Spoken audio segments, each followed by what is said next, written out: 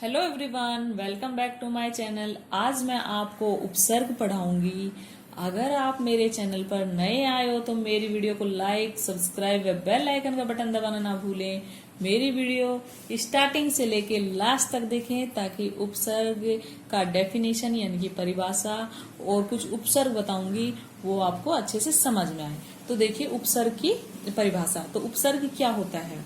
वे शब्दांश जो किसी शब्द के पहले जुड़कर उसके अर्थ में कोई विशेषता या परिवर्तन ला देते हैं अथवा उसके अर्थ को पूरी तरह बदल देते हैं, उपसर्ग कहलाते हैं। यानी कि जो शब्दांत किसी शब्द के पहले, उपसर्ग क्या होता है? हमेशा पहले जुड़ता है।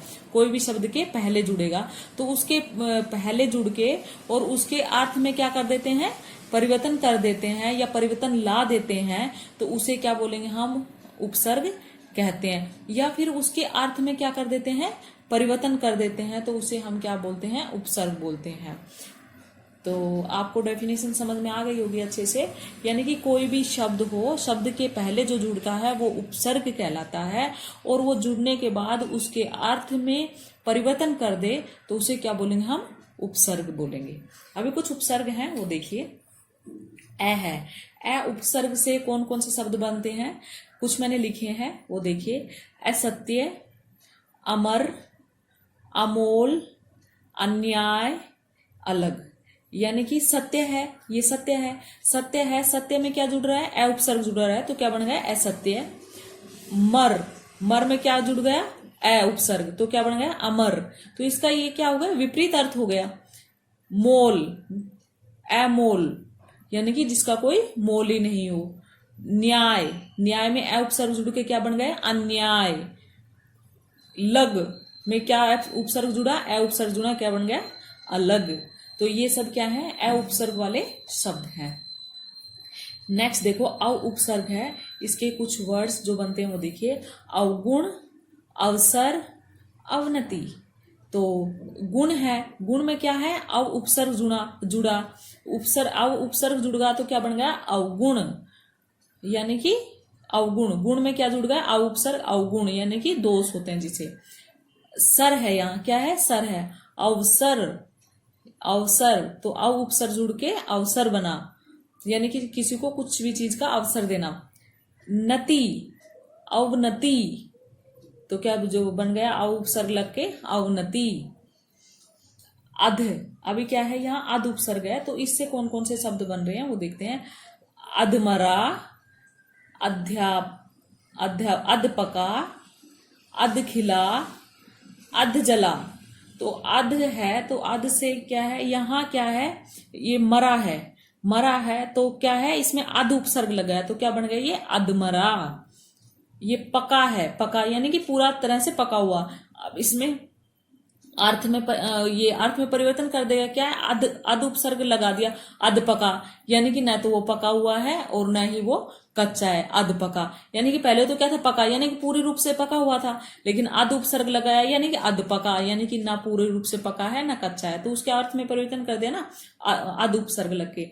अध खिला, खिला यानी कि वो खिला हुआ है अच्छे से, लेकिन अध उपसर्ग लग के क्या बन गया है? उसके अर्थ में परिवर्तन होगा। अध खिला यानी कि वो पूर्ण रूप से खिला भी नहीं है और पूर्ण रूप से बंद भी नहीं है। अध जला, जला यानी कि पूर्ण रूप से जला हुआ। अध जला, न तो वो पूरा जला हुआ है न आधा जला हुआ है। अध जला, तो ये अध उपसर्ग के कुछ शब्द थे।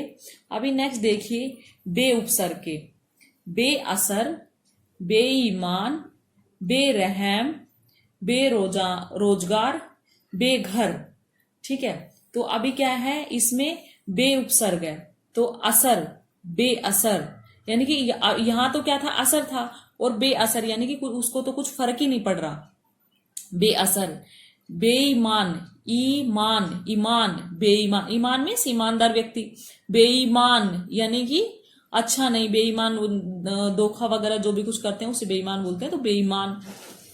रहम, बेरहम, यानी कि उल्टा ही अर्थ दे रहा है जी। जब हम उपसर्ग लगा रहे हैं तो बेरहम यानी कि उसके अंदर कोई रहम नहीं है, बेरहम। बेरोजगार यानी कि रोजगार में बे उपसर्ग लग के बेरोजगार, यानी कि उसके पास तो कोई रोजगार ही नहीं है, बेरोजगार। घर, बेघर यानी कि घर है, घर क्या एक शब्द है, इसके आगे क्या जुड़ गया, बे उपसर्ग जुड़ गया, बेघर यानी कि उसके तो कोई घर ही नहीं है, तो उसके अर्थ में क्या कर रहा है, ये परिवर्तन कर रहा है। कु उपसर्ग लग के कुछ ये शब्द हैं, देखो, कुरीति, कुरूप, कुविचार, कुपुत्र, कुपात्र। ठीक है, तो अब यहाँ क्या है, कु उपसर्ग है, कु उपसर्ग है तो देखिए कुरीति, रीति, कुरीति यानी कि जो अच्छी रीतियां नहीं हो, कुरीति। रूप, कुरूप यानी कि रूप तो क्या है, बहुत सुंदर है, और कुरूप यानी कि उसके अर्थ में परिवर्तन कर दिया, यानी कि वो तो सुंदर नहीं है।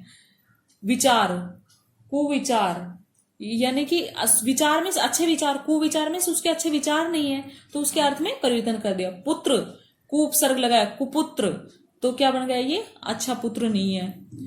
पात्र यानी कि योग्य व्यक्ति, लेकिन इसमें क्या है, कु उपसर्ग जुड़ के क्या बन गया, कुपात्र यानी कि अच्छा नहीं है।